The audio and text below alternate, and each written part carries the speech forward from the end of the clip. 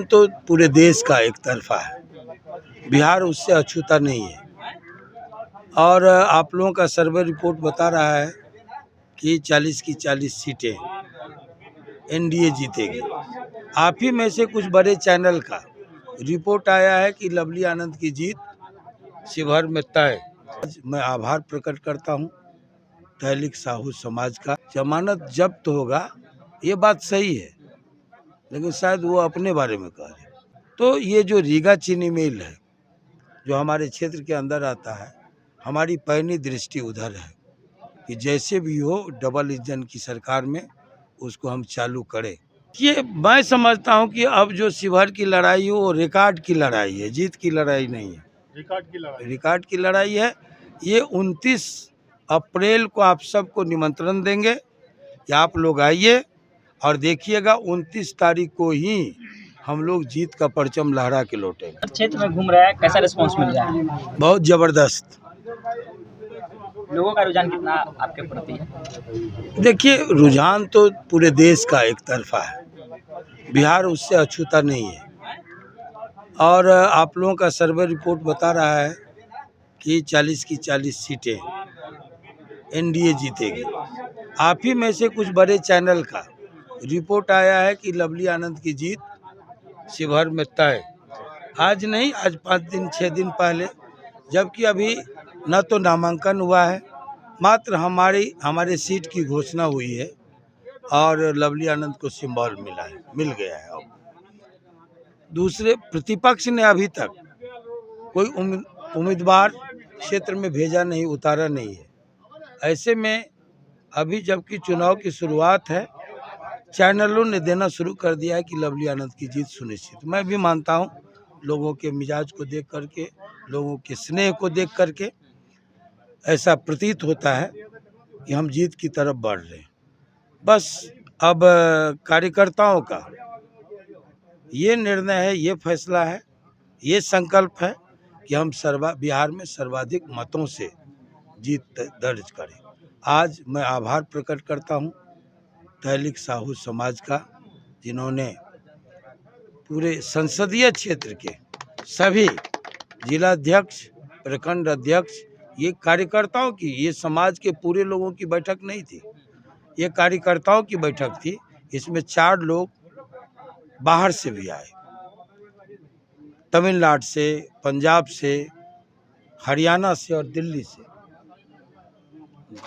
तो और पूरे संसदीय क्षेत्र के सभी 3 जिलों के प्रखंड स्तर के कार्यकर्ता जमा हुए, पदाधिकारी जमा हुए और उन लोगों का फैसला हुआ कि लवली आनंद जी को हमको सपोर्ट करना है। तो मैं हृदय तल से, हृदय की गहराई से आभार प्रकट करता हूँ, धन्यवाद देता हूँ तहलीक साहू समाज को कि उन्होंने हमारा अग्रिम, आज जबकि चुनाव दूर है, 1 महीना 18 दिन अभी शेष है, इतना पहले पूर्व समर्थन व्यक्त किया, इसके लिए आभार प्रकट करता। लेकिन महागठबंधन के लोग कह रहे हैं कि शिवहर से लवली आनंद का जमानत जब्त हो जाएगा। वो सही कह रहे हैं, हमको भी लगता है ना, वो जमानत जब्त होगा ये बात सही है, लेकिन शायद वो अपने बारे में कह रहे।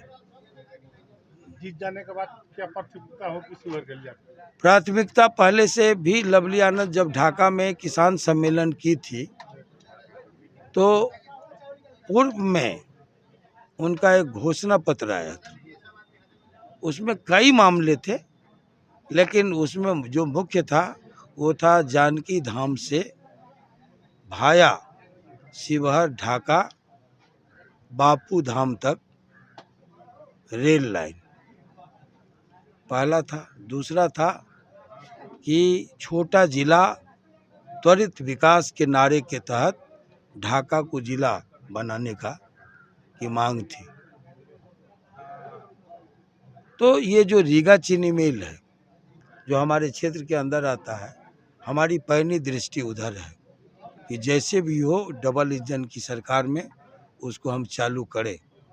कलकत्ता की एक कंपनी आई, लौट गई।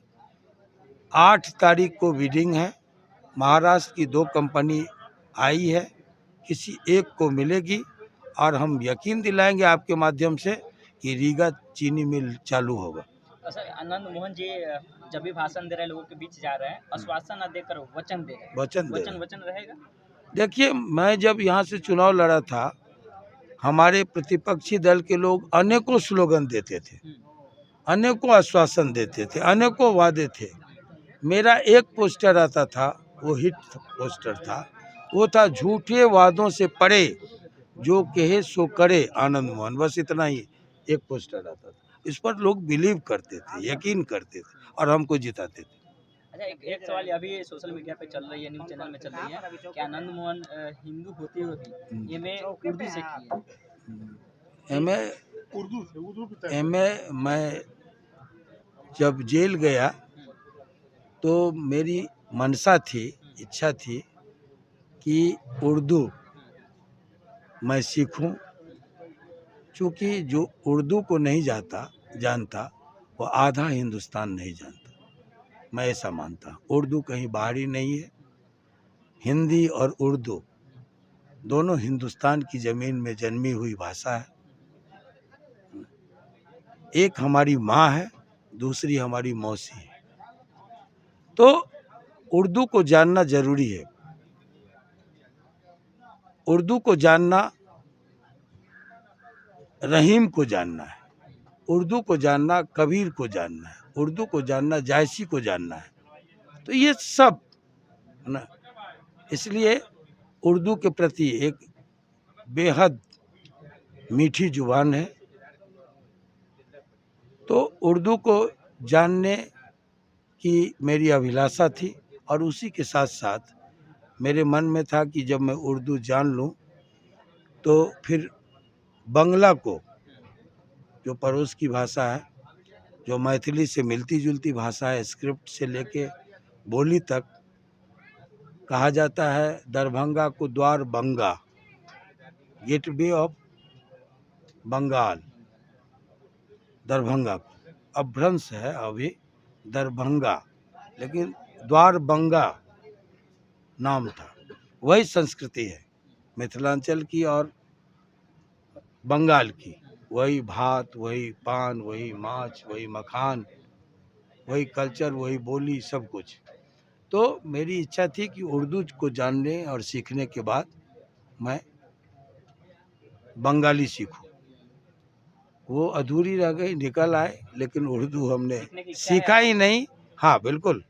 और देखिए, विद्यार्थी की कोई उम्र नहीं होती।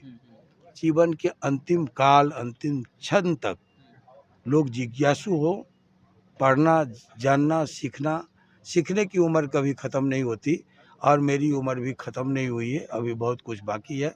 मैं फिर इसके बाद बंगाली सीखूंगा। अच्छा सर, आपने भाषण के दौरान अपने पर्सनल लाइफ की जर्नी के बारे में बता रहे थे कि एक जूता सीखकर हमने आगे बढ़ाया, क्या था? हाँ बिल्कुल सही बात है। कार्यकर्ता से नेता बने हम लोग, और आज भी किसी कार्यकर्ता को चुनौती देते हैं कि हमसे बड़ा कार्यकर्ता बन के बताओ।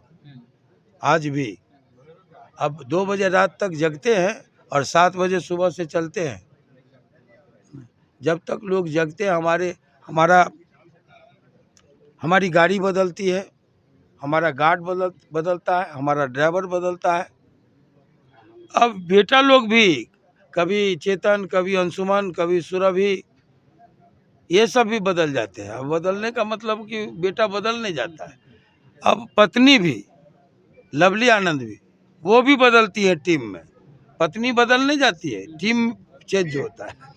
तो सब चेंज होता है, लेकिन आनंद मोहन सिर्फ कायम रहता है, खड़ा रहता है सब।